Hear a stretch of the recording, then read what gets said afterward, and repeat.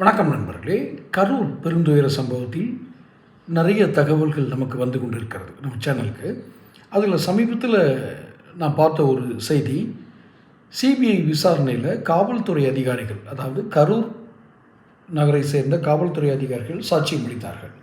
அந்த சாட்சியத்தில் ஒரு இன்ஸ்பெக்டர், அவர் பேரை சொல்லலை, ஒரு இன்ஸ்பெக்டர் ஒரு ஸ்டேட்மெண்ட் கொடுக்குறார். என்னென்னா, செந்தில் பாலாஜியினுடைய உதவியாளர், அவர் பேர் சந்திரசேகரன்னு அந்த தகவலையும் சொல்கிறாங்க.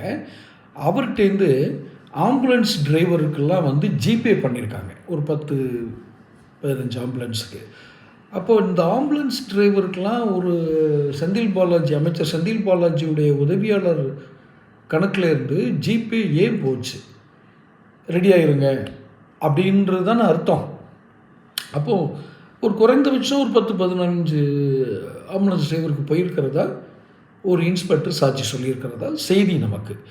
இதை உறுதிப்படுத்த வேண்டியது சிபிஐயினுடைய கடைசி குற்றப்பத்திரிகை என்று இது ஒரு தனி செக்மெண்ட் இது. ஆனால் இந்த செய்தி உண்மையா,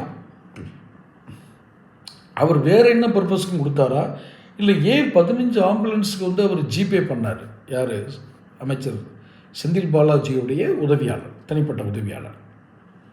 காலம்தான் பதில் சொல்லணும் இந்த நடந்து கொண்டிருக்கும் ஆட்சிக்கு. தொடர்ந்து பேசுவோம். சேனலை சப்ஸ்கிரைப் பண்ணிக்கங்க.